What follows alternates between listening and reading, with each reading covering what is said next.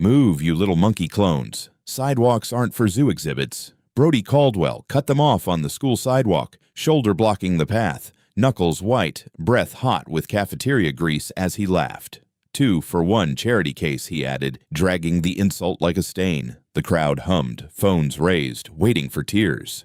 A fist brushed Amara Washington's cheek. Testing. She tasted iron and kept her eyes down, counting breaths she'd practiced 1,000 times. The boy leaned closer, convinced their silence was fear. He had no idea he was inches from the only 2 students who could end him in under 3 seconds.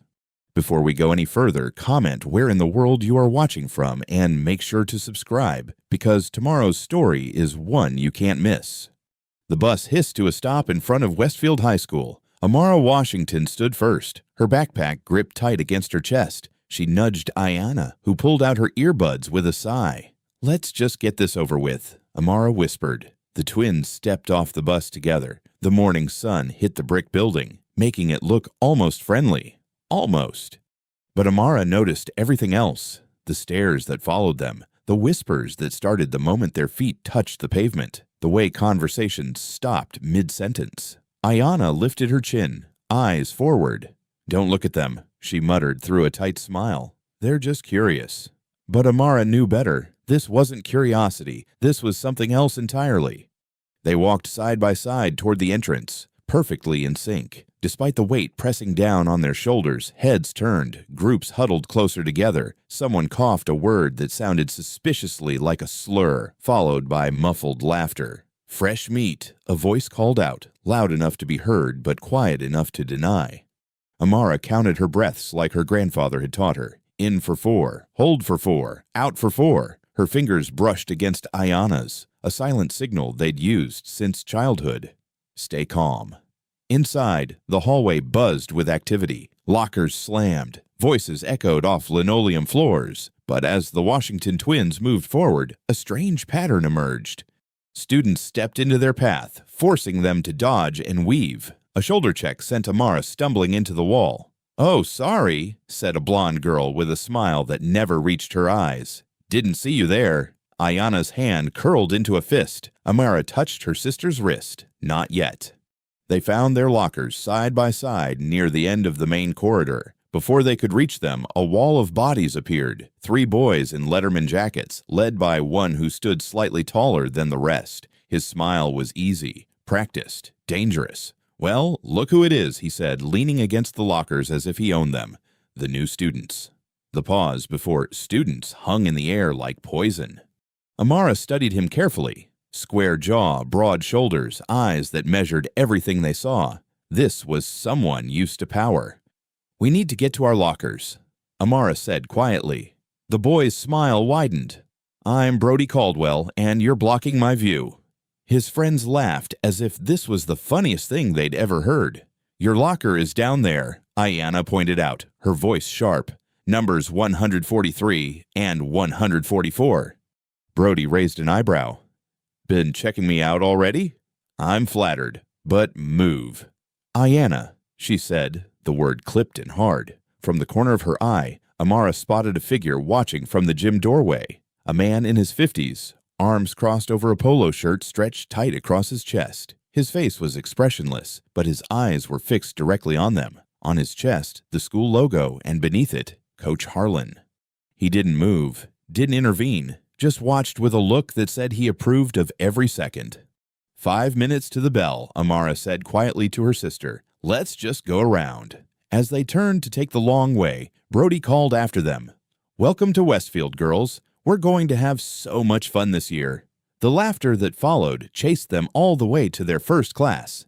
English was taught by Mr. Peterson, a balding man with tired eyes who barely looked up when they entered. He pointed to 2 empty seats without checking their names and continued writing on the whiteboard. Amara opened her notebook, focusing on the lesson about the Great Gatsby. She felt the stares boring into her back but didn't turn around. Stay invisible. That was the plan. 20 minutes into class, something hit Ayanna's desk, a folded piece of paper. Amara watched from the corner of her eye as her sister unfolded it, her face changing from curiosity to something hard and cold. Amara leaned over slightly. On the paper, someone had drawn a crude picture and written a single word, a racial slur that made her stomach clench. Ayanna's breath hitched. She raised her hand. "Mr. Peterson?" "Yes, Miss Washington." Ayanna said, "Someone passed me this note." She held it up. Mr. Peterson walked over, squinted at it, then glanced around the room. His eyes lingered on a group of boys in the back who were suddenly very interested in their textbooks. "I see," he said, taking the paper. He crumpled it and tossed it in the trash. Then he walked back to the board. "As I was saying, Fitzgerald's use of color symbolism." That was it. No acknowledgement, no discipline, nothing. Ayanna's knuckles went white around her pencil. Amara reached across the aisle and touched her arm. "Wait." By lunchtime, the pattern was clear. This wasn't random. This was organized, practiced. A system where everyone knew their role except the twins. The cafeteria was a minefield. They found an empty table in the corner and set down their trays. "I hate this place," Ayanna whispered fiercely. "Did you see how that teacher just—" "I know," Amara said. "Just eat. We'll figure it out." They were halfway through their lunch when a group of girls walked by. One tripped, so obviously fake that several people were already laughing before it happened, and her carton of milk sailed through the air, splashing across both their shirts. "Oh my God, I'm so clumsy," the girl exclaimed, her hand covering her mouth in mock horror. Someone should really mop this floor better. The cafeteria erupted in laughter. Milk dripped from Ayanna's braids onto her lap. Amara stood frozen, feeling the cold liquid seep through to her skin. A teacher appeared, not to help, but to tell them to clean up. No one offered paper towels. No one said a word to the girl who was now high-fiving her friends at another table.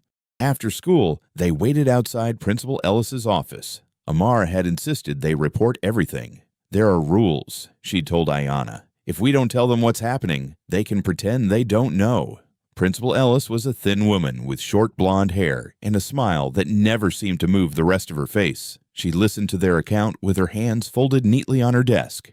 "I understand your concerns," she said when they finished. "Moving to a new school can be quite an adjustment."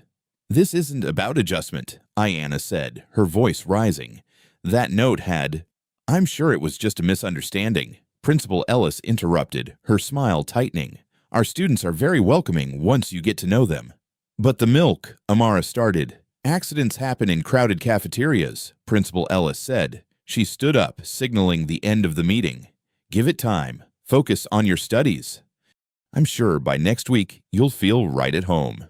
They were dismissed with another tight smile and promises to keep an eye on things. The walk home was quiet. The late afternoon sun cast long shadows across the sidewalk. Amara felt something building inside her, not just anger, but understanding, the terrible clarity of seeing a system for what it really was. Beside her, Ayanna trembled with barely contained rage. "They're not going to do anything," she said. "Did you see her face?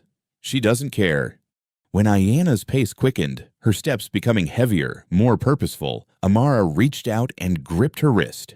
"Wait," she said softly. Ayanna stopped, looking at her sister's hand, then up to her face.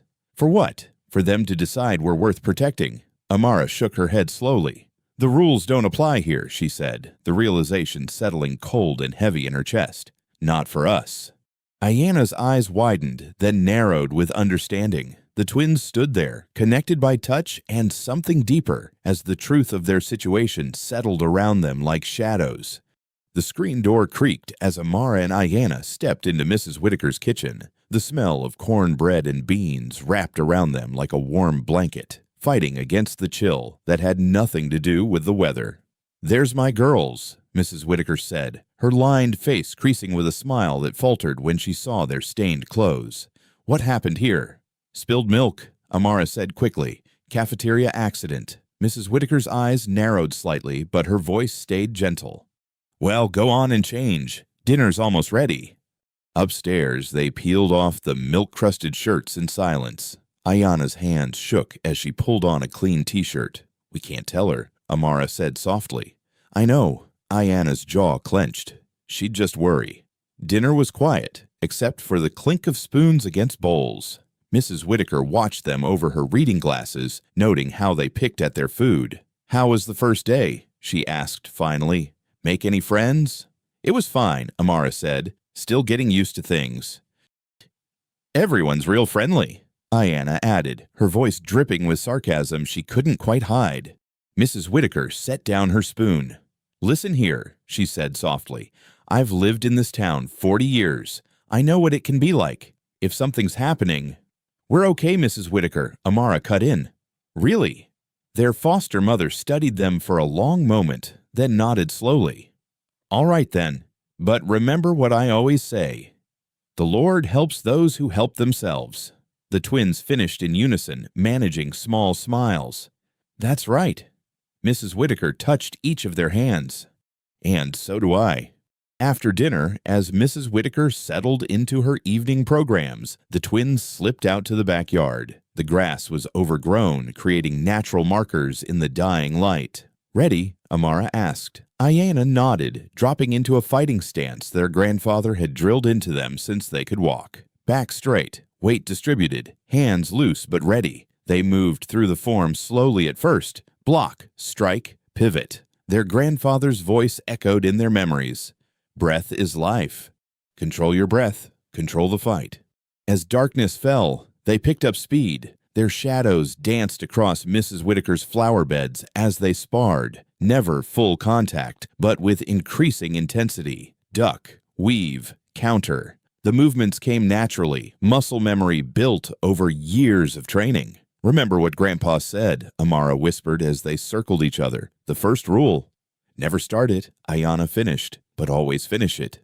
They trained until sweat soaked their shirts and their breathing came in controlled gasps. Only then did they head inside, where Mrs. Whitaker had dozed off in her recliner.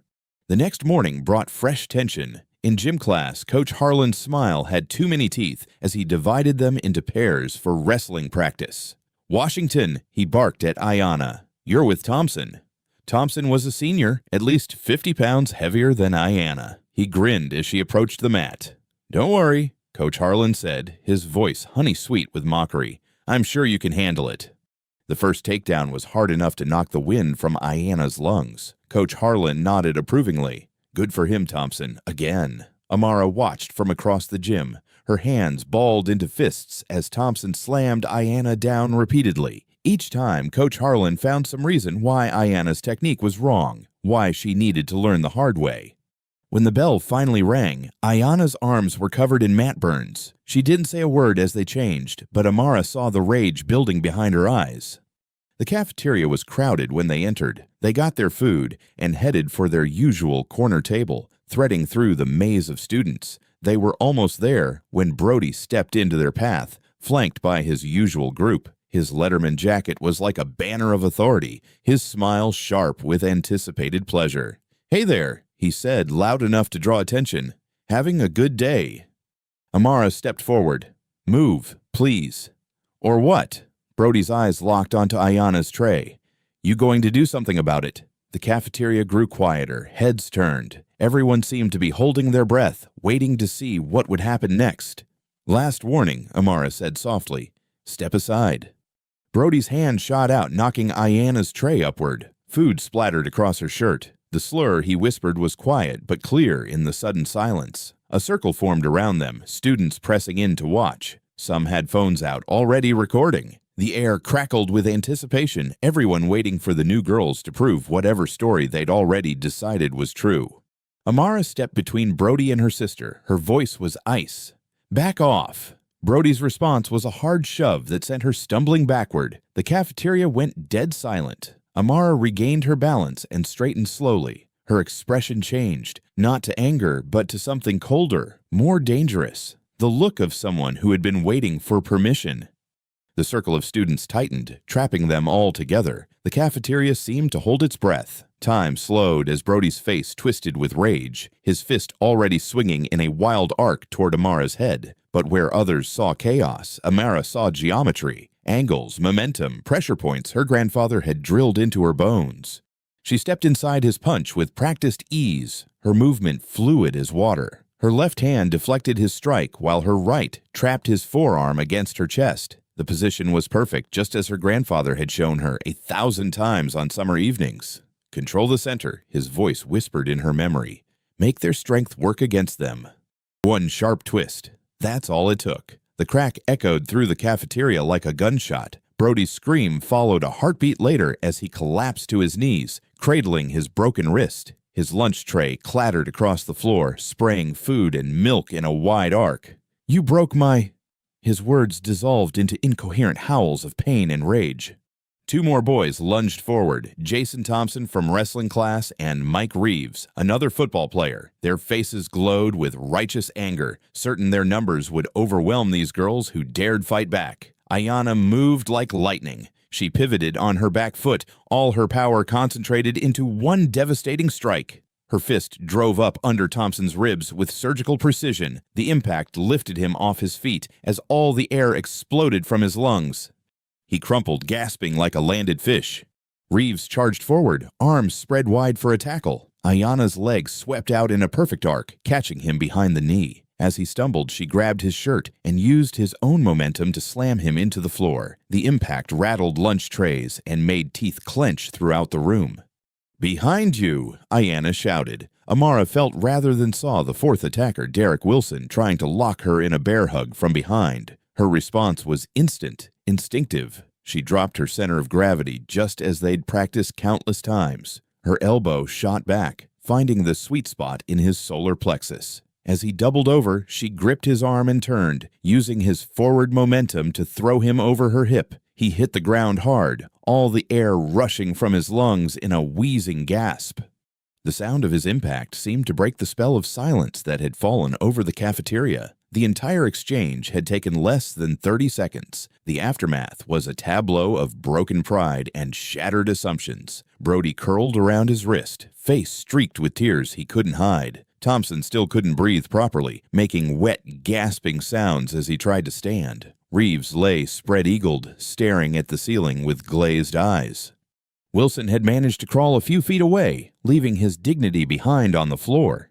Then came the phones. They rose like a wave, dozens of them capturing every angle of the aftermath. The clicking of cameras mixed with excited whispers and shocked exclamations.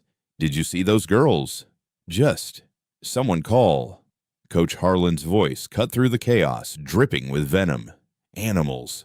Look what these animals did." He pushed through the crowd, his face red with fury.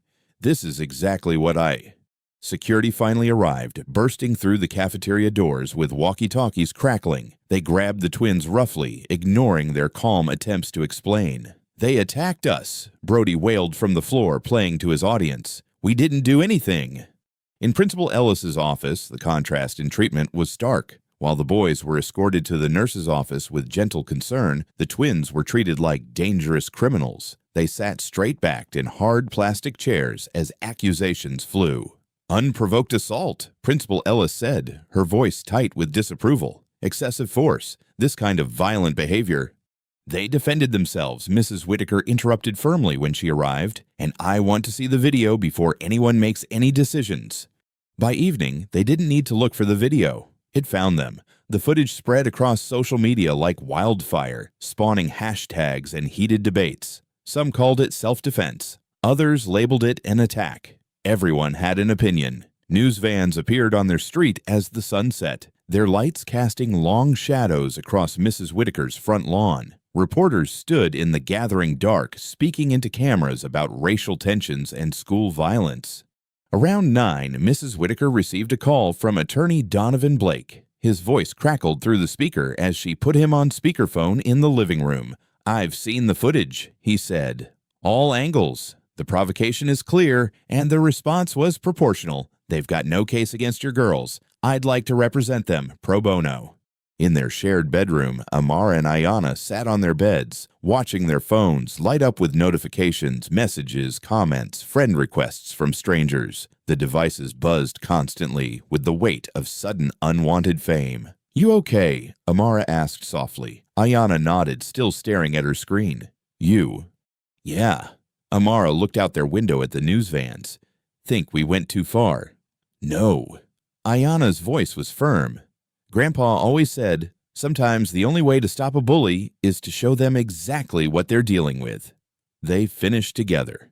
Outside, camera flashes lit up the darkness like lightning bugs. Their phones kept buzzing. Somewhere in the house, they could hear Mrs. Whitaker talking with the lawyer about next steps and statements. The twins sat in silence, watching their small-town story become a headline. The rain drummed against the school bus windows, turning the world outside into a gray smear. Amara watched droplets race down the glass while Ayanna sat rigid beside her, both feeling the weight of eyes on their backs. No one sat in the seats near them. The school parking lot was a mess of puddles and news vans. Reporters huddled under umbrellas, shoving microphones toward students who hurried past. Principal Ellis stood at the main entrance, her smile fixed and artificial as she assured a camera crew that appropriate measures were being taken. Girls, Attorney Donovan Blake waited under the bus shelter, his dark suit crisp despite the weather. Walk in with me. Don't answer any questions. They moved through the crowd like a small fortress. Blake in front, the twins shoulder to shoulder behind him. Camera flashes sparked through the rain. Reporters shouted questions that blurred together. Can you comment on yesterday's? Is it true that you? What message are you trying to? Inside, the hallways fell into tense silence. Students pressed against lockers as the twins passed, some filming with phones, others whispering behind hands. The confidence from yesterday had evaporated, replaced by wary calculation. In the main office, Principal Ellis sat behind her desk, her normally perfect hair slightly frazzled. Due to the involvement of legal counsel, she said, not meeting their eyes, all disciplinary actions are temporarily suspended, pending a full investigation. And the boys? Blake asked, his voice sharp. They're recovering, she said stiffly. Their parents are considering options. I'm sure they are. Blake's smile was cold. Just as we're considering a civil rights lawsuit if any retribution occurs.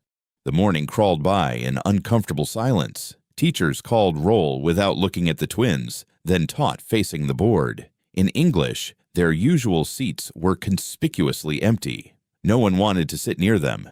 During group work, other students pulled their chairs away slightly as if violence might be contagious. Brody was absent, but his friends glared from across rooms, their hatred barely contained. Coach Harlan stood in his office doorway as they passed, his face twisted in a sneer that vanished when Blake walked by. How long will you be here? Amara asked Blake between classes. As long as needed, he checked his phone. I've got meetings with the school board and NAACP tomorrow. This isn't going away. That evening, rain still falling, Mrs. Whitaker gathered them in the living room. The TV news played silently in the background, showing footage of the fight on repeat. We need to pray, she said, holding their hands. For strength, for peace, for those boys too. Mrs. Whitaker, Ayanna started. I know, baby, but hate just makes more hate. We have to be better. Amara watched rain streak down the windows, wanting to believe that lawyers and prayers could fix this. The house felt smaller somehow, like the walls were pressing in. Outside, car headlights swept past regularly, people driving by slowly, staring at their house. Maybe we should... Amara's words cut off at a sharp crack from the front porch. The window exploded in orange light. Flames roared up the front wall, smoke already pouring through the broken glass. The acrid smell of gasoline filled the air. Out now! Amara grabbed Mrs. Whitaker's arm while Ayanna ran for the back door. The older woman stumbled, coughing as smoke filled the living room. They half-carried Mrs. Whitaker through the kitchen as neighbors began shouting outside. Someone was calling 911. The twins got their foster mother to the backyard, then ran for garden hoses, but the flames were already climbing toward the roof. Fire trucks arrived within minutes, sirens wailing through the rain. Firefighters deployed hoses, working quickly to contain the blaze before it could spread inside. The twins held Mrs. Whitaker as she shook, watching water and foam soak their home. Police cars arrived next, their lights painting the wet street in alternating red and blue. 2 officers walked the perimeter with flashlights, paying special attention to the burning porch. Looks like faulty wiring, one said, barely glancing at the obvious splash pattern of accelerant.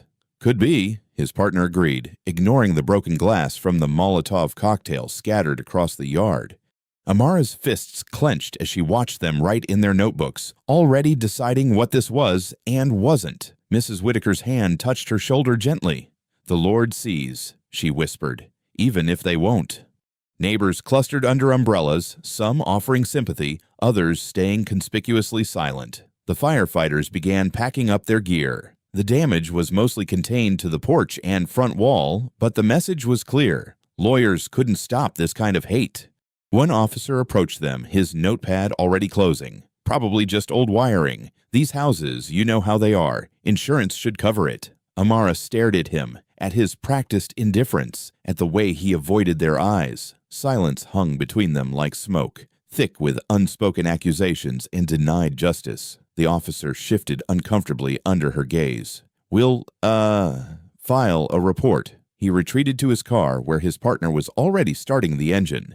Standing in the rain, watching police lights fade into the distance, Amara felt the weight of their silence. It wasn't just the officers. It was the teachers who looked away, the principal who chose not to see, the neighbors who decided not to speak up. Their silence was a weapon aimed straight at the twins' hearts, meant to tell them, "You don't matter. Your safety doesn't matter. Your truth doesn't matter."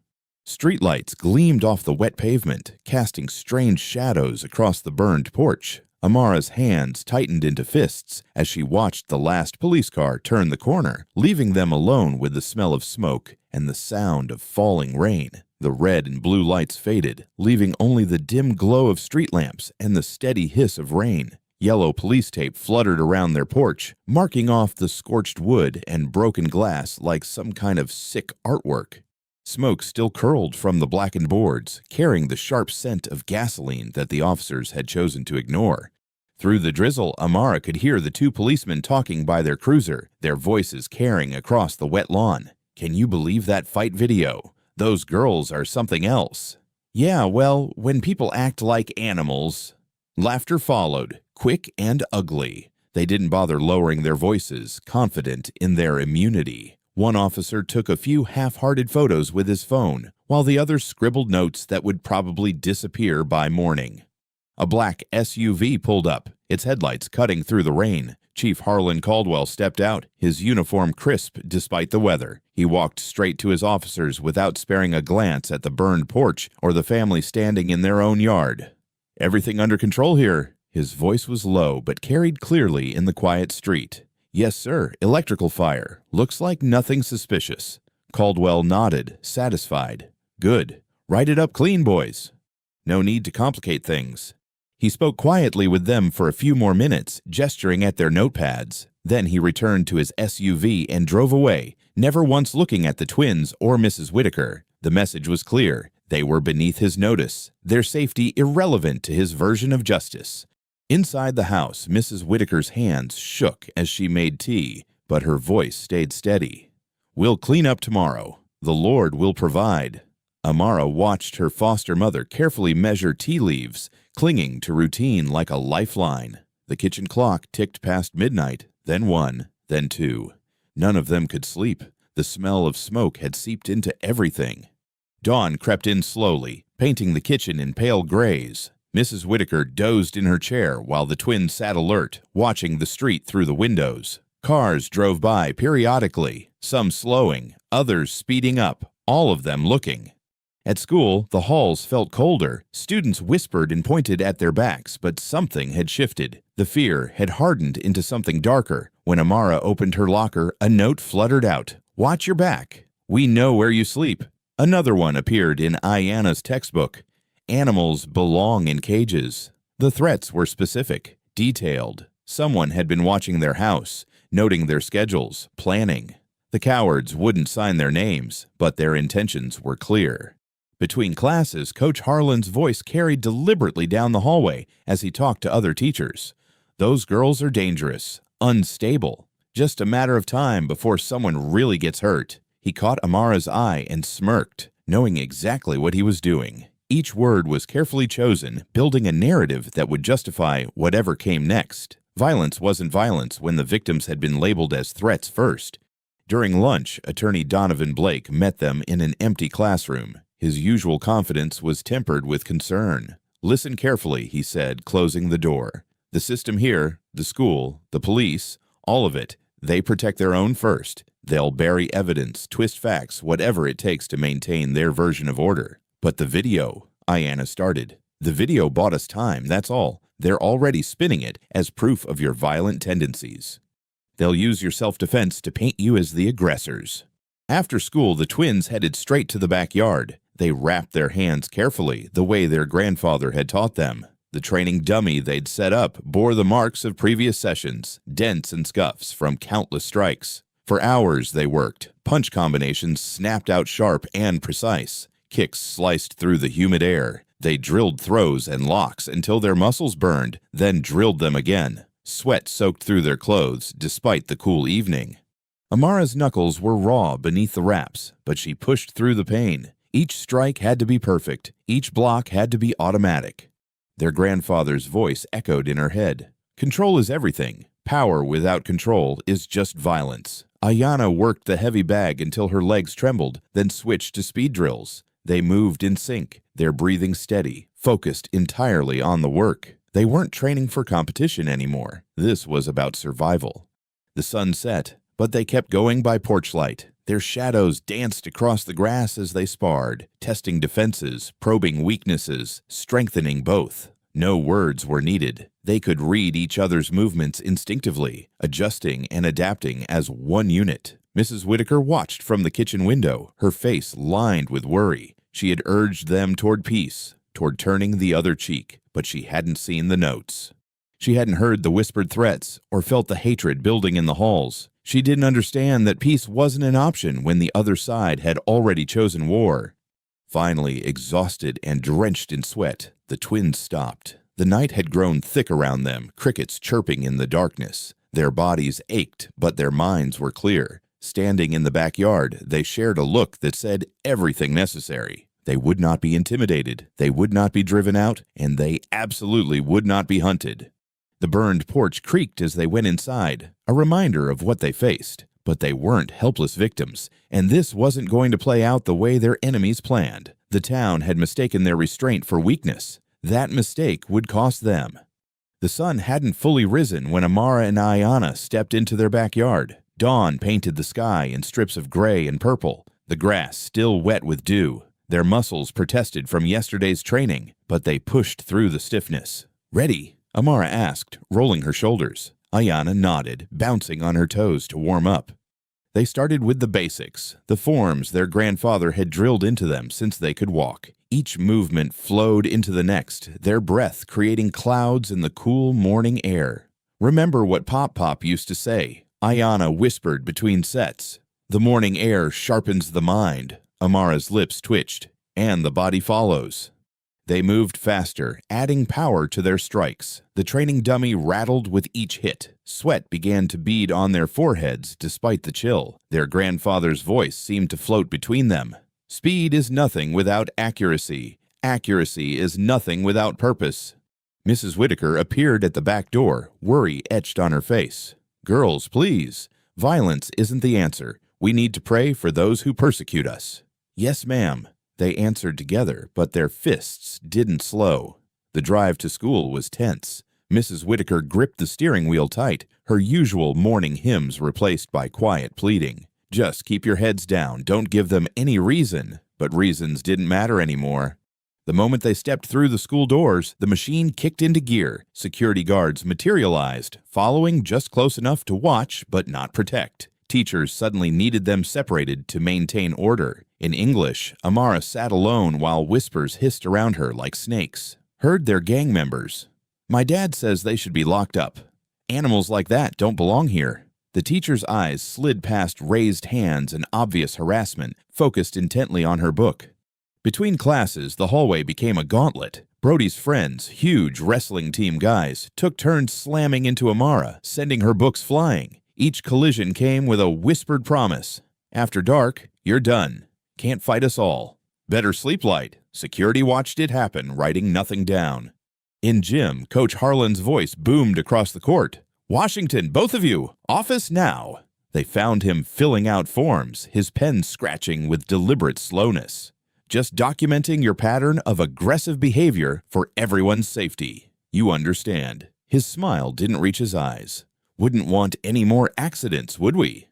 By lunch, the twins' phones buzzed with a message from Blake. His voice was tight with frustration. "They're stonewalling everything. Complaints disappear. Witnesses change stories. Evidence gets misplaced. They're building their narrative while burying ours.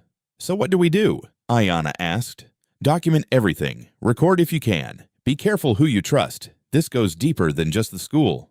The rest of the day dragged like broken glass across skin. Every class brought new isolation tactics. Group projects suddenly had no room for them. Lab partners found excuses to switch. The message was clear. They were being erased. At home, the phone started ringing. Mrs. Whitaker answered each call with Christian patience, but her hands shook harder each time. They need to go back where they came from. We don't want their kind here. Keep those animals away from our kids. Click. Ring. Repeat.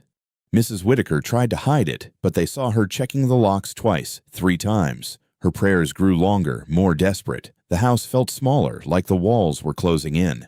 Night fell heavy and thick. The twins sat at their window, watching the street. A dark sedan idled across the way, its engine a low rumble in the quiet. No lights, no movement, just watching. They're trying to scare us, Ayanna whispered. Amara's voice was ice. They should be scared of us. They checked the doors again, double-checked the windows, drew the curtains tight against prying eyes. The house creaked and settled around them, every sound amplified by tension. Mrs. Whitaker's voice drifted up from her nightly prayers. Lord, protect these children. Guide them away from darkness. But darkness had already found them. This wasn't random bullying anymore. This was coordinated, calculated pressure from all sides. The school isolating them, the police ignoring them, the community marking them.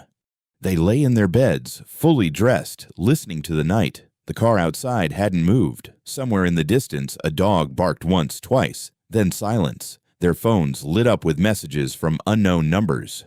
We see you. Sleep tight. Tick-tock. Amara's hand found Ayanna's in the dark, squeezing once. They didn't need words. They understood what this was now. The town had chosen its targets, and the hunt had begun. The question wasn't if they would fight back. The question was when. Outside, the car's engine purred steadily into the night, a mechanical growl promising violence to come. Inside, behind locked doors and drawn curtains, 2 sisters lay awake, muscles sore from training, minds sharp with purpose. They weren't prey. They never had been. And soon the hunters would learn exactly what they'd cornered. The car engine finally died around midnight, leaving behind a silence that felt like a threat. Amara watched through a crack in the curtains as the sedan pulled away, its taillights bleeding red into the darkness. Neither twin slept much that night, their bodies tense with anticipation. Morning came too quickly. Mrs. Whitaker's face was drawn with exhaustion as she drove them to school, her usual morning hymns replaced by nervous glances in the rearview mirror. Lord, give us strength, she whispered more to herself than to them. The moment they stepped into the main hallway, they saw him. Brody Caldwell stood by his locker, surrounded by his usual gang of wrestlers. His right wrist was wrapped in a black splint, held close to his chest like a badge of honor. When he caught sight of them, his face split into a grin that made Amara's stomach turn. Look who it is, he called out, loud enough to draw attention, but not quite loud enough for the teachers to intervene. The circus freaks are back. His friends laughed on cue, spreading out to block the hallway. Amara noticed how they positioned themselves, not random, but coordinated. They'd planned this. Move, Ayanna said, her voice carrying that dangerous edge Amara recognized from their training days. Or what? Brody flexed his good hand. You going to try something with all these cameras around? He gestured to the security equipment mounted in the corners. My dad's got some real clear footage of that cafeteria incident. Real clear. The twins separated slightly, creating space between them, a fighting instinct so deeply ingrained they didn't need to discuss it. The morning crowd parted around them, students pressing against lockers to watch but not help. Coach Harlan appeared at the end of the hall, arms crossed, watching with that same satisfied smirk. He made no move to intervene. The first bell rang, scattering the audience. Classes began, but the tension followed them like a shadow. In chemistry, someone knocked over their experiment. In history, their textbooks disappeared, small things building pressure, waiting for someone to snap. It happened during 4th period. Ayanna headed to the gym to change for PE. The locker room was nearly empty this late in the period. She heard the door open behind her but didn't turn fast enough. Brody was there, his good hand shooting out to grab her arm. His fingers dug in deep enough to bruise, pinning her against the lockers. "That fire," he whispered, breath hot against her ear. "That was just practice. We're going to teach you what happens to—" His threat disappeared in a spray of blood. Ayanna's strike was pure reflex, sharp, precise, and devastatingly effective. The crunch of cartilage was loud in the empty locker room. Brody stumbled backward, blood pouring between his fingers as he clutched his shattered nose. The alarm blared almost immediately. Heavy footsteps thundered down the hall, security responding with suspicious speed, as if they'd been waiting nearby. Ayanna didn't stick around. She was already moving, years of training taking over. She found Amara by their emergency meeting spot near the art room. One look was enough. They needed to go now. They slipped out through the gym's back exit while security converged on the locker room. The sounds of sirens grew in the distance. Someone had called the police again.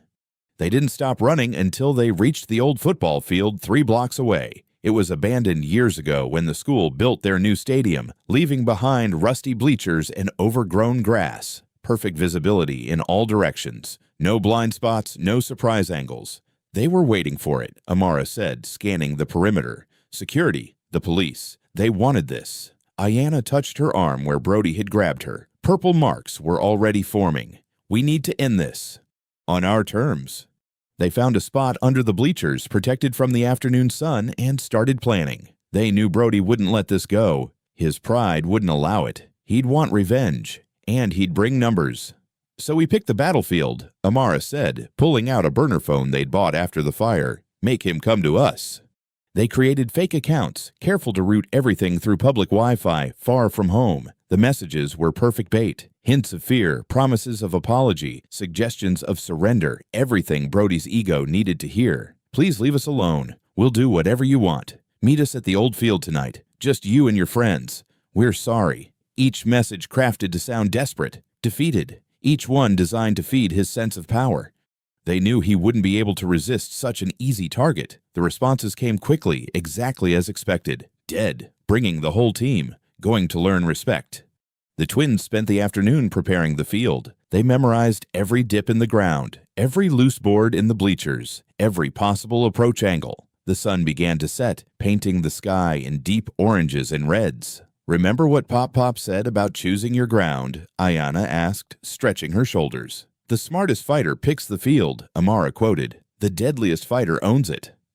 They heard the engines before they saw the lights. Multiple vehicles approaching slowly from both access roads. Headlights swept across the abandoned field like searching eyes, illuminating patches of tall grass and broken equipment. The twins stood their ground as the cars drew closer, their shadows stretching long behind them. Engines growled in the gathering darkness, predatory and confident. More headlights joined the first pair, then more, forming a semicircle of approaching vehicles. They could see figures moving behind the glare, doors opening and closing, the sound of multiple feet on gravel. Low laughter, the metallic click of something heavy being lifted from a trunk.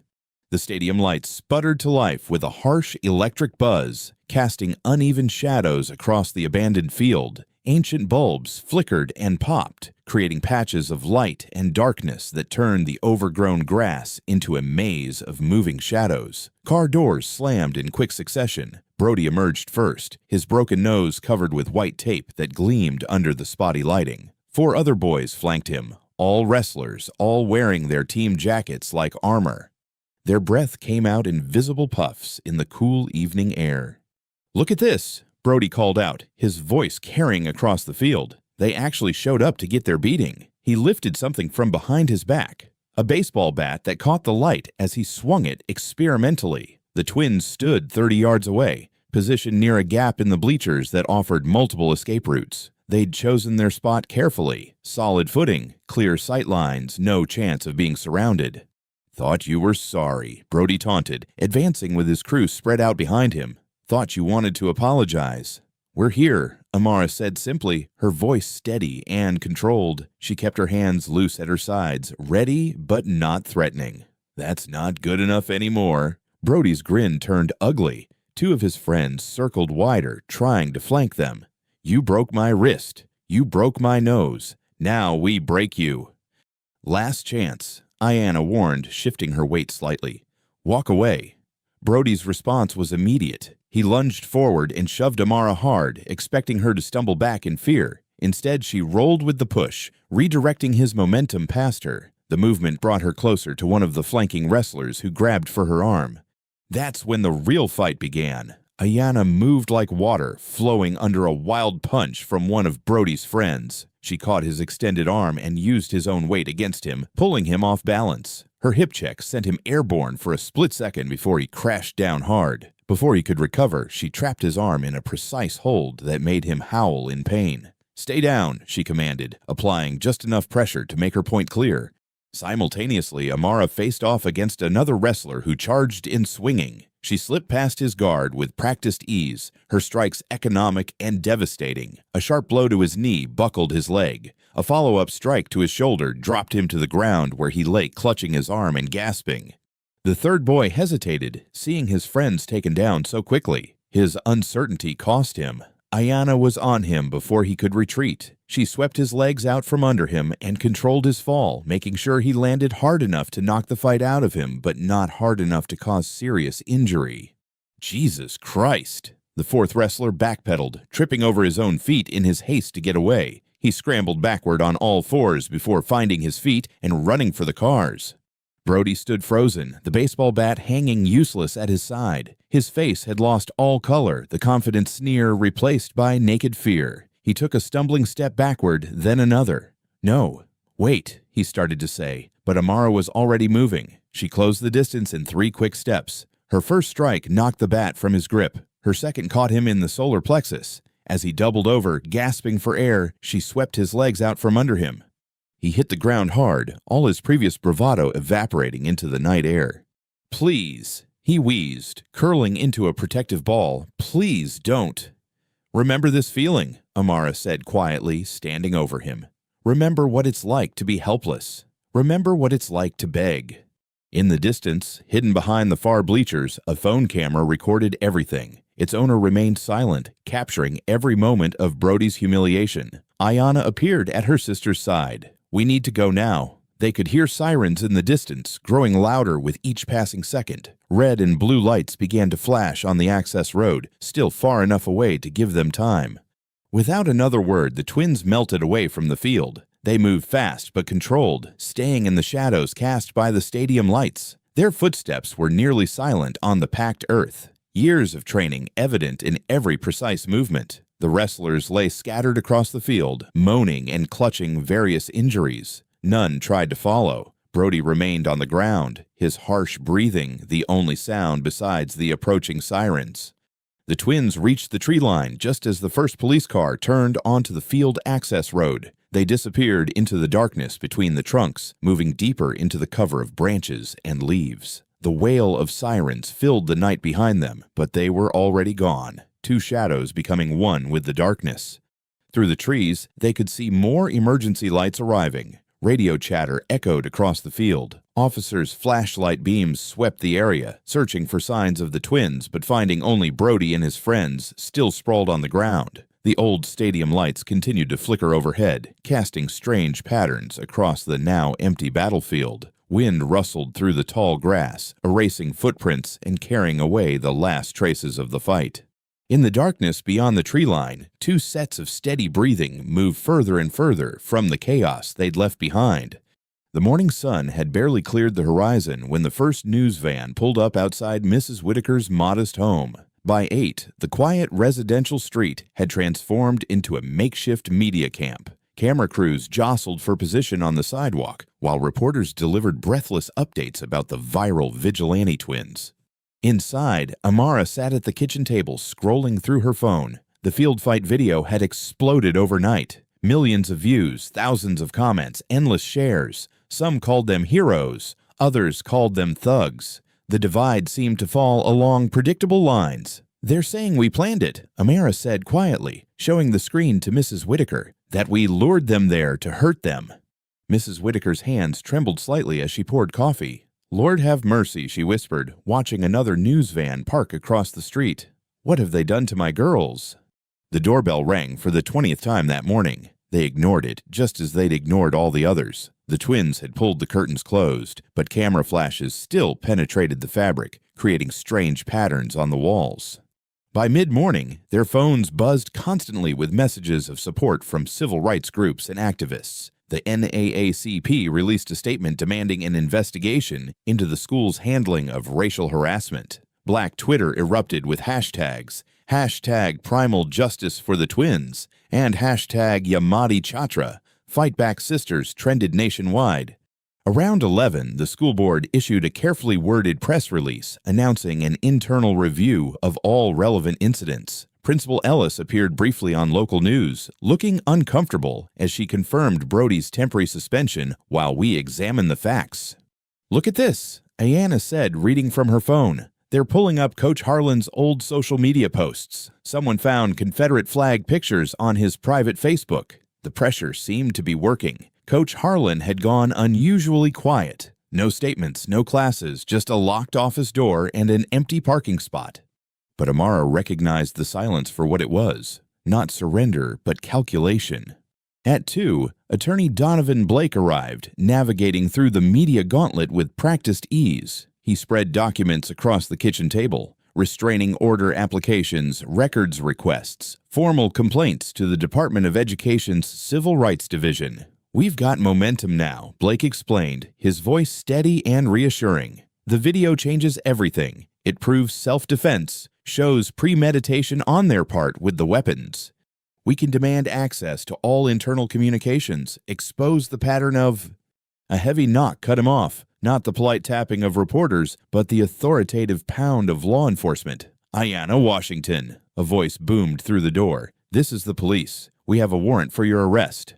Mrs. Whitaker's coffee cup slipped from her fingers, shattering on the linoleum. Blake moved quickly to the door, legal pad in hand. "I'm her attorney," he called out. "I need to see that warrant immediately."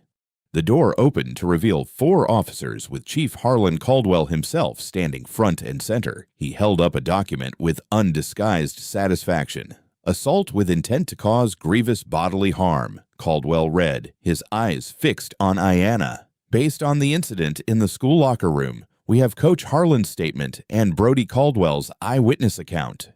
"That's a lie." Amara stepped forward, but Blake held her back. She was defending herself. Coach Harlan wasn't even there. "You can tell it to the judge," Caldwell said, nodding to his officers. They moved toward Ayanna with handcuffs ready. "No." Mrs. Whitaker stumbled forward, her face ashen. "She's just a child. You can't—" "Ma'am, step back," one officer warned, reaching for Ayanna's wrists. "Don't touch her." Amara lunged, but Blake wrapped his arms around her, holding her back. "Stop," he hissed in her ear. "Getting arrested too won't help her."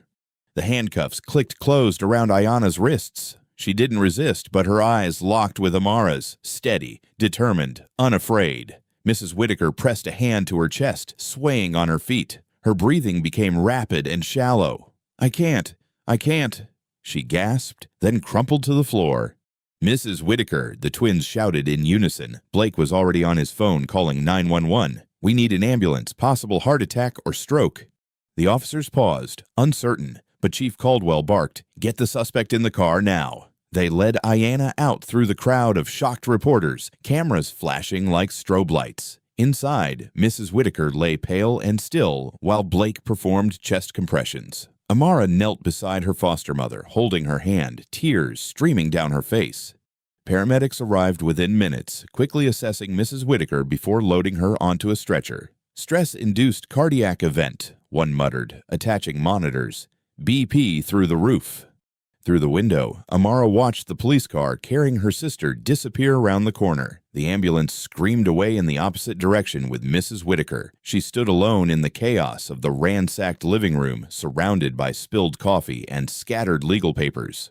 Hours later, darkness fell over the county jail. In a stark holding cell, Ayanna sat on a thin metal bench, her back against the concrete wall. The cell was eerily quiet except for distant footsteps and the hum of fluorescent lights. She hadn't moved or spoken since they locked her in. Her eyes remained fixed on the blank wall opposite her, but her mind raced through calculations and consequences.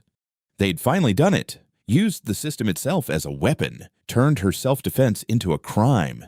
She could almost hear Coach Harlan's voice weaving his false witness statement, could picture Brody's smirk as he signed his name to lies. The wall stared back at her, gray and unyielding, while somewhere in the darkness the machinery of injustice ground forward. Night settled over Memorial Hospital like a heavy blanket, the fluorescent lights casting harsh shadows in the empty hallway. Amara sat alone in a worn plastic chair, her hands trembling despite her attempts to keep them still. The antiseptic smell burned her nose, and every beep from the nearby nurse's station made her flinch. Mrs. Whitaker lay in the room behind her, hooked up to monitors that tracked her vital signs with steady pulses.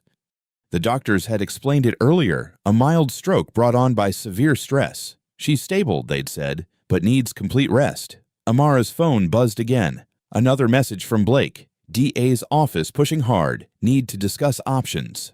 She pressed her palms against her eyes, fighting exhaustion. The last 24 hours felt like a nightmare she couldn't wake up from. Ayanna in jail, Mrs. Whitaker in the hospital, and now. Miss Washington. A gentle voice made her look up. Two women in business attire stood before her, their expressions practiced and professional. One held a folder stamped with the Department of Child Services logo. "I'm Sandra Mills," the taller one said, "and this is my colleague, Lisa Porter. We're here to discuss your current situation." Amara straightened, her grandfather's training kicking in automatically. Observe, analyze, prepare. Given recent events, Mills continued, settling into a chair across from her, we have serious concerns about placement stability. With Mrs. Whitaker's medical condition and your sister's legal situation, we're not going anywhere, Amara said quietly. Porter leaned forward, her voice honey-sweet. Sweetie, we understand this is difficult, but with the circumstances... My sister was defending herself, Amara cut in, and Mrs. Whitaker will recover. The court system may take months to resolve your sister's case, Mills explained, and in situations like this, we often need to consider separate placements. No. The word came out sharp as a blade. Miss Washington, you're not separating us. Amara's voice remained low, but carried an edge that made both women pause. Our lawyer will handle this. As if summoned, Blake appeared at the end of the hallway. His tie loosened and jacket wrinkled. He'd been working non-stop since the arrest. Ladies, he nodded to the social workers, then turned to Amara. We need to talk. Now. The social workers retreated, promising to return later. Blake waited until they were out of earshot before speaking. Wade Caldwell is pushing to try Ayanna as an adult, he said without preamble. He's the DA and Brody's uncle. They're painting the locker room incident as premeditated assault. Amara's hands clenched. She was defending herself. I know that, but they've got Coach Harlan claiming he witnessed her attack Brody unprovoked. They're using the field fight video to establish a pattern of violence. A nurse walked past, pushing a cart of medications. Amara waited until the squeaking wheels faded before responding. What about the harassment, the fire, all of it? Blake's face tightened. Police closed the arson investigation. No evidence, they say. And the school board is backing Principal Ellis's handling of the situation. They're claiming they responded appropriately to all complaints.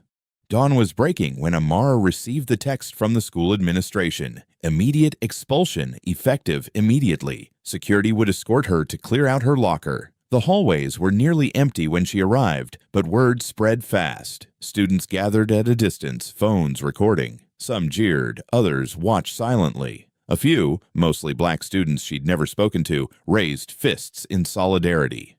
Coach Harlan stood in his office doorway as she passed, his face twisted in a smirk. Animals belong in cages, he muttered, just loud enough for her to hear. She kept walking, her grandfather's voice in her head. Control the battle, not the emotion. Outside the school, a small group had gathered on the sidewalk. Strangers with handmade signs, Justice for the Twins, and Stop Racist Violence. They cheered when they saw her, but their voices felt distant, unreal. That evening, she sat in the jail's visiting area, separated from Ayanna by thick glass. Her sister looked tired but unbroken, her eyes clear and focused. They didn't need words. Years of training together, moving as one, had taught them to read each other's smallest gestures. Amara placed her hand against the glass. Ayanna matched it on her side. The message was clear in their shared gaze. The system wouldn't protect them. Permission for justice would never come. They had been patient, followed the rules, trusted the process, and watched it turn against them. Visiting hours ended too soon. Guards led Ayanna away while Amara gathered her things from the security check. The jail parking lot was dark. Half the lights burned out or broken. Amara stood under one of the working ones, her phone glowing in her hands. She opened her camera roll, scrolling through months of documented harassment, saved messages, screenshots of threats, photos of vandalism. Then she opened a new text document and began typing. Not a plea for help, not a request for justice, but a message that would expose everything, every name, every incident, every corrupt connection that had brought them here. The county had wanted a war. They were about to learn what that really meant. A car door slammed somewhere in the darkness, making her look up. 2 officers were walking toward the jail entrance, laughing about something. One was wearing a body cam. Amara's fingers paused over her phone screen. Body cams, security footage, phone recordings. Her mind began connecting dots, forming a plan that would leave nowhere to hide. She looked back at the jail one last time, knowing Ayanna was somewhere inside those walls, waiting. Then she turned and walked into the darkness, each step precise and purposeful, like the kata their grandfather had drilled into them for years. The night air carried the promise of rain, but Amara didn't hurry. She had work to do, and this time she would make sure everyone watched. Through the humid night air, Amara moved like a shadow, keeping to side streets and watching for taillights. Her phone buzzed repeatedly, Blake's name flashing on the screen. After the 5th call, she finally answered. "Meet me at Dot's Diner," Blake said, his voice tight. "Back booth, 20 minutes. The diner sat on the edge of town, its neon sign flickering weakly in the darkness. At this hour, only truckers and night shift workers occupied the worn booths. Amara spotted Blake in the furthest corner, hunched over a coffee cup that looked untouched. "You're being followed," she said as she slid into the booth. Blake's tie hung loose around his neck, his usually pressed shirt wrinkled. "How did you know?" "You never call more than once." Amara studied his face. "What happened?" "Someone smashed my office windows tonight." Blake's hands trembled slightly as he reached for his briefcase. "Left a message, too. Stay in your lane." He gave a bitter laugh. "Been practicing civil rights law for 20 years. First time anyone's been this bold." A tired-looking waitress approached. Amara ordered water, waited until she left before speaking. "They're getting desperate." "More than desperate." Blake pulled out a stack of papers. "They're organized. Look at these." He spread out complaint forms, dozens of them filed by black students over the past 3 years. Each one marked resolved or insufficient evidence in Principal Ellis's neat handwriting. "Every single incident brushed under the rug," Blake said. "But that's not the worst part." He pulled out another document. "This is the fire department's initial report from your porch. Look at the timestamp."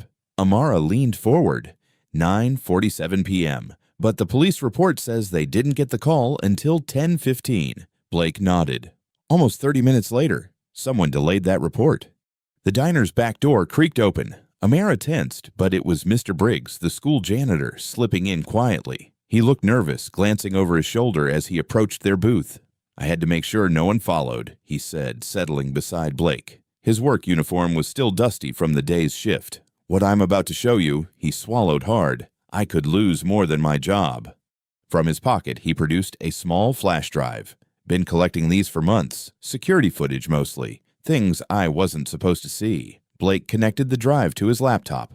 The first video showed Coach Harlan and Brody Caldwell in an empty hallway after school hours, heads close together, Harlan pointing and gesturing. The timestamp was the day before the locker room incident. "He was coaching him," Mr. Briggs said quietly. "Not wrestling moves either. Telling him where the cameras don't reach." The next clip showed the school's exterior. Coach Harlan at the security panel deliberately adjusting cameras away from the side of the building facing the Whitaker house. The timestamp matched the night of the fire. "But this," Mr. Briggs pointed to the screen, "this is what they really don't want getting out." The footage showed Chief Harlan Caldwell's patrol car pulling up to the Whitaker house. Smoke already visible. The timestamp read 9:32 p.m., 15 minutes before the fire was officially reported. "He knew," Amara whispered. "He knew it was coming." "Gets worse," Blake said, pulling out another paper. "Radio dispatch log from that night. First call about the fire wasn't until 9:45. Chief Caldwell was there before anyone reported it." Amara sat back, pieces clicking into place. The coach sets up the harassment. Principal Ellis blocks the complaints. The police chief covers it up. And his son Brody does the dirty work, Mr. Briggs added. Perfect system. Black kids leave, transfer out, or get expelled. Been happening for years.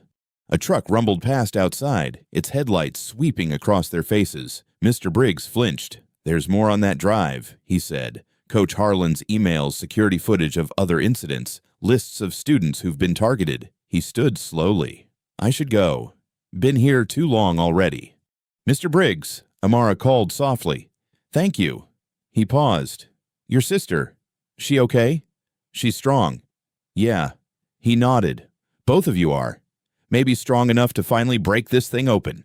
He slipped out the back door like he'd never been there. Blake started gathering the papers. We need to be strategic about this. Release it the right way through the right channels. When? Amara interrupted. Give me a few days to organize the evidence. Contact some media. No. Amara's voice was firm. They're hurting people now. Ayanna's in jail now. Mrs. Whitaker's in the hospital now. Amara, we need to be careful. They're not being careful. She leaned forward. When's homecoming? Tomorrow night. Blake's eyes widened. No, that's too risky. Every powerful person in town will be there. Exactly. Amara pocketed the flash drive. Every single one of them in one place. Amara, listen. What time? Blake sighed, knowing that look in her eyes. Game starts at 7. They do the ceremony at halftime. The diner's clock read 1:17 a.m. Amara stood, her movements controlled, precise. Homecoming, she whispered. That's where they'll all be. At 3:30 a.m., Amara's key turned in the lock of Mrs. Whitaker's house. The porch still smelled of smoke, a constant reminder of what they were fighting. But when she stepped inside, she froze. Cardboard boxes lined the hallway, half filled with familiar items. Mrs. Whitaker's quilts, her recipe books, the family photos that normally covered the walls. A note sat on the kitchen counter, official letterhead stark under the dim light, emergency placement review, 9 a.m. The Child Services logo glared up at her like an accusation. Amara's hands trembled as she picked up one of Mrs. Whitaker's ceramic angels, carefully wrapped in newspaper. They were trying to erase them, not just from school, but from their home, their family, their whole existence in this town. She didn't sleep. Instead, she copied the flash drive's contents, encrypted backups, and scheduled delayed emails. If they tried to bury this, the truth would surface anyway. The sky was just beginning to lighten when she walked through the hospital's automatic doors at 6:15 a.m. Mrs. Whitaker's room was quiet, except for the steady beep of monitors. She looked smaller somehow, swallowed up by white sheets and medical equipment, but her eyes were clear when they found Amara's face. They're trying to take you, Mrs. Whitaker said, her voice rough but determined. She reached for Amara's hand. Child Services came yesterday, after... She stopped, swallowed. After I got here. We're not going anywhere, Amara said firmly, but Mrs. Whitaker's grip tightened. Listen to me. Her words were urgent now. Don't let them split you up. Whatever happens, you and Ayanna stay together. Promise me. I promise. Amara's throat felt tight. We're going to fix this. All of it. Mrs. Whitaker's eyes filled with tears. I should have fought harder when it started. Should have made more noise. You did everything you could, Amara said. Now it's our turn. The hospital corridors were beginning to buzz with morning activity when Amara left. She headed straight to the county jail, arriving just as visiting hours began. Ayanna looked tired but alert behind the thick glass, her orange jumpsuit stark against the gray walls. Without speaking, Amara held up her phone, displaying the security footage of Coach Harlan and Brody. Ayanna's eyes narrowed as she watched, her hands clenching into fists. When the clip of Chief Caldwell arriving early to the fire scene played, something in her expression shifted from anger to cold focus. They'd seen that look before in their grandfather's eyes when he taught them that sometimes fighting back was the only option left. A young clerk with kind eyes caught Amara's attention as she was leaving. She glanced around before speaking in a low voice. Your sister's transfer hearing is at 2 p.m. today. Chief Caldwell ordered minimal security cameras in the transport route. She hesitated. That's not normal procedure. Be careful. Amara's phone buzzed. Blake calling. They're moving fast, he said without preamble. Someone filed an ethics complaint against me this morning. If I show up to any hearings today, they'll start disbarment proceedings. They're trying to isolate us." "Listen carefully," Blake continued. "I've already contacted Sarah Collins from the Regional Tribune. She's an investigative reporter who's been tracking police corruption cases. And I've got 3 state investigators on standby, but they need something public, something they can't sweep under the rug. We've got the evidence. Evidence can disappear. People can be silenced, but if you keep everything in the open where everyone can see it, they can't hide it anymore." Amara found a quiet corner of the parking lot and pulled out her phone. She opened the camera app, took a deep breath, and began recording. "My name is Amara Washington," she said, her voice steady. "I'm 16 years old. If you're seeing this, it means something has happened to me or my sister. Everything I'm about to show you is true. We have proof."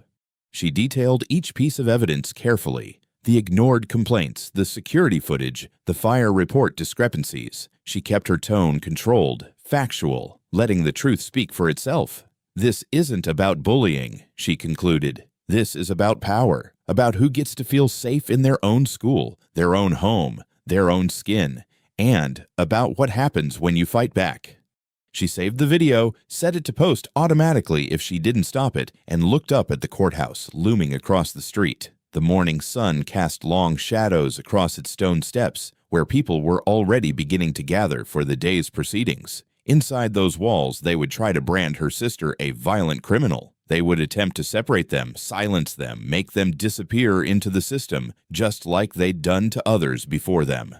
But this time would be different. This time they had receipts. The flash drive felt heavy in her pocket as she stood outside the jail, phone still recording, watching the courthouse doors. It was almost 11. In 3 hours they would try to move Ayanna. In 8 hours the town's power players would gather for homecoming, believing their system was still secure. They had no idea what was coming.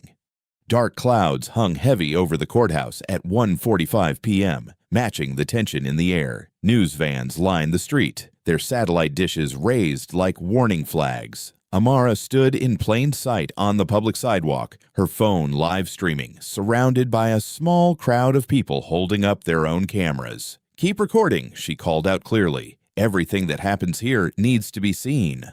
The transport van rolled up right on schedule, its white paint dusty and marked with county lettering. Behind it, an unmarked black SUV pulled to a stop. Chief Harlan Caldwell stepped out, his face tight with controlled anger. "Clear the area," he ordered, gesturing at his officers. "This is a secure prisoner transport. Media needs to stay behind the yellow line."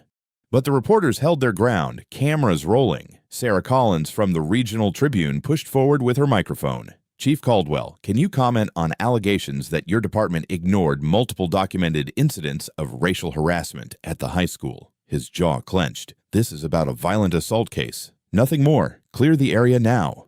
That's when Amara spotted them. Brody's friends moving into position, spreading out along the courthouse steps. Jake Thompson, wrestling team captain. Marcus Webb, whose father was on the city council. 3 more boys she recognized from the cafeteria fight. They weren't here by accident. "They're setting up an ambush," Amara said loudly, making sure her live stream picked it up. "Look at how they're positioning themselves." More phones came up, capturing the scene from different angles. The boys tried to look casual, but their movements were too coordinated, too practiced. They'd been given instructions.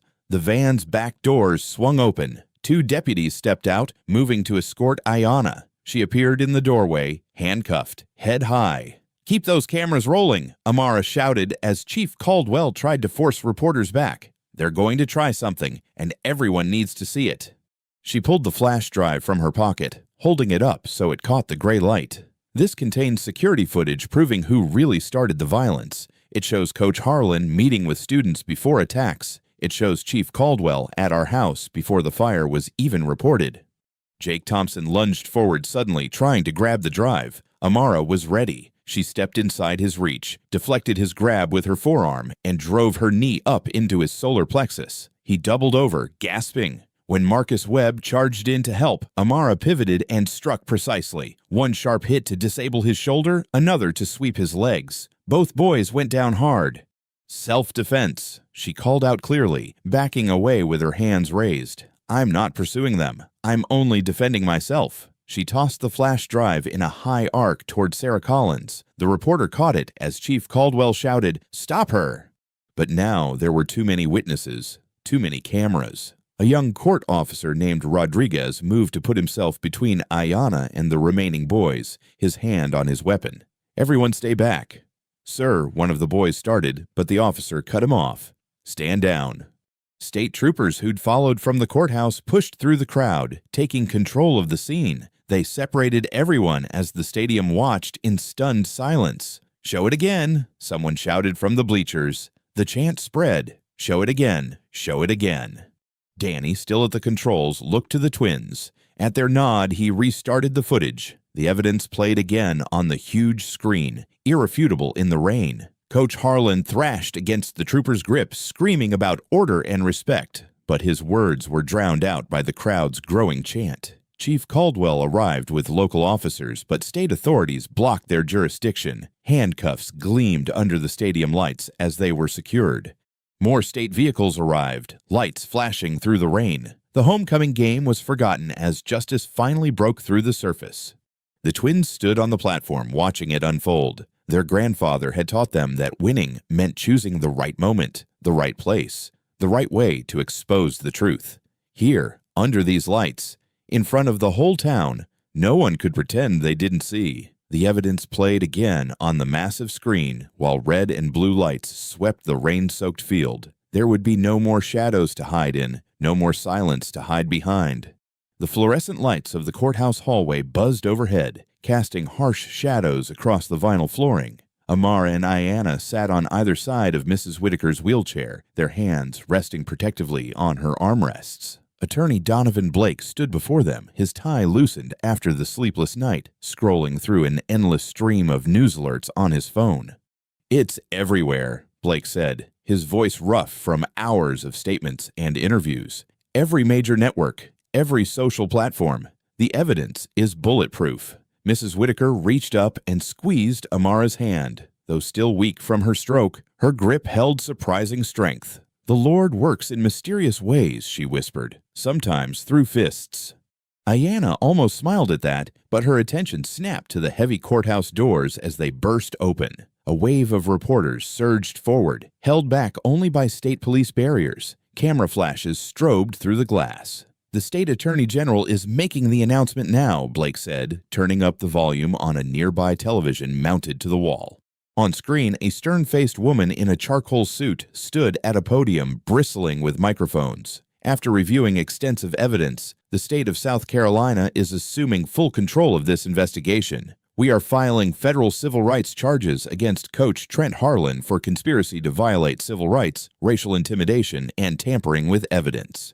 The hallway fell silent as she continued. Through the courthouse windows, they could see news vans still arriving, parking haphazardly on the lawn. Additionally, the Attorney General continued, Chief Harlan Caldwell is being charged with obstruction of justice and abuse of authority.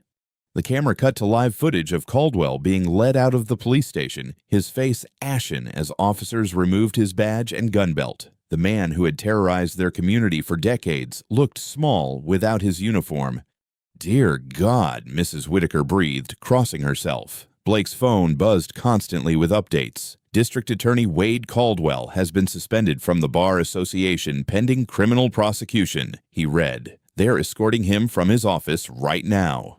As if on cue, they heard shouting from the floor above. Wade Caldwell's voice echoed down the stairwell, protesting as officers led him out in handcuffs. He caught sight of the twins and Mrs. Whitaker as he passed. "You'll regret this," he snarled, struggling against the officers. "This town won't forget."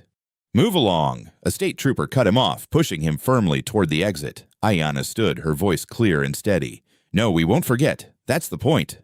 A court clerk hurried over with a stack of papers, handing them to Blake. He scanned them quickly, his expression brightening. "All charges against Ayanna are dismissed with prejudice," he announced. "They can never be refiled, and Amara's expulsion has been overturned and expunged from all records." Mrs. Whitaker began to weep softly, dabbing at her eyes with a handkerchief. "My girls," she said. "My brave, brave girls." More officials approached, representatives from the state's Family Services Division. They carried documents establishing permanent guardianship protections for Mrs. Whitaker and guaranteed medical coverage for her ongoing care. "There's more," Blake said, reading from his phone. "Principal Ellis just submitted her resignation. The State Board of Education has barred her from any administrative position in South Carolina schools." Through the windows, they watched Ellis hurry to her car, head down, ignoring the reporters' shouting questions. Her carefully maintained image of neutrality had crumbled under the weight of her complicity. A woman in a tailored suit approached their group, introducing herself as the director of a prominent Black-led educational foundation. "We've been following your story," she said warmly. "We want to offer you both full scholarships, any university you choose, and we've arranged immediate transfer to a private academy to complete your high school education." She handed them thick folders containing housing details, school information, and financial documentation. "We've secured a property for your family in a safe neighborhood, far from here. Everything is ready whenever you want to leave." Mrs. Whitaker studied the papers with trembling hands. "A real home," she whispered. "No more looking over our shoulders." State troopers approached, their presence commanding respect rather than fear. "We'll escort you out when you're ready," the lead officer said. "Not because you need protection anymore, but to make sure no one tries to interfere with your departure." Amara stood, stretching muscles stiff from the long night.